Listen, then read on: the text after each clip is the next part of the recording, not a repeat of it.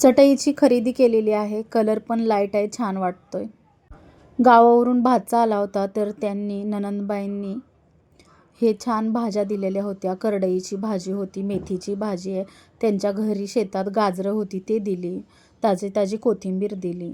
मी अशी देवपूजा करून घेतली. नंतर हाताने सगळी कपडे धुतली. त्याला मला पाऊण तास गेला. नंतर मी फक्त सुकायला कपडे लावली. कपडे निघतच नाहीत. मग मी हाताने धुते, कधी आठवड्यातून 2 दिवस असं.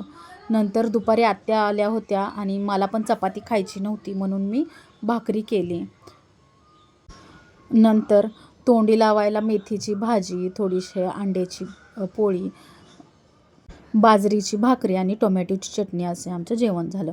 7चा क्लास सुटला आणि मी एका मुलीच्या हातावरती स्टार काढत होते. नंतर आमच्या सरांनी नॉनव्हेज आणलं होतं, पण ते डिरेक्टली नव्हतं करायचं.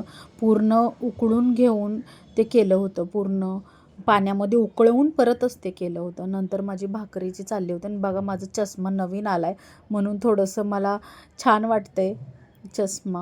चष्मा लावायची कधी सवय नव्हती. आधीचा होता तो खराब लागला होता, म्हणून मी असा घातला होता.